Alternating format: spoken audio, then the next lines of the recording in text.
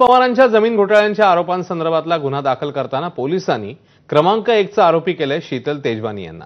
यात शीतल तेजवानी यांचा जमीन घोटाळ्याच्या बरोबरीने आणखी एक प्रताप समोर आलाय।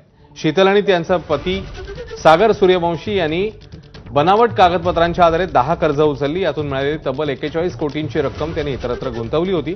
पिंपरी चिंचवडमधील सेवा विकास बँकेतील या घोटाळ्याप्रकरणी सागरला सीआयडी, पिंपरी चिंचवड पोलीस आणि ईडीकडून अटकही झाली होती। शीतलने मात्र अटकपूर्व जामीन मिळवलेला, त्यामुळे शीतलने केवळ जमीन व्यवहार प्रकरणात नव्हे तर कर्ज प्रकरणातही फसवणूक केली आहे असं आता समोर येतंय।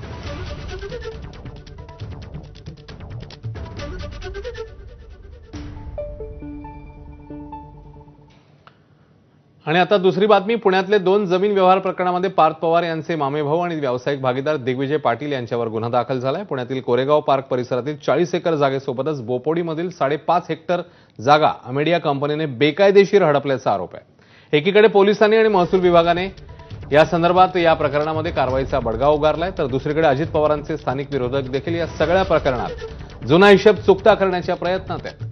केंद्रीय मंत्री मुरलीधर मोहोळ आणि चंद्रकांत पाटील यांनी पुणे पोलीस आयुक्त अमितेश कुमारांची भेट घेतली आहे। त्यानंतर पोलीस आयुक्तांनी या प्रकरणी कारवाई केली जाईल असं म्हटलंय।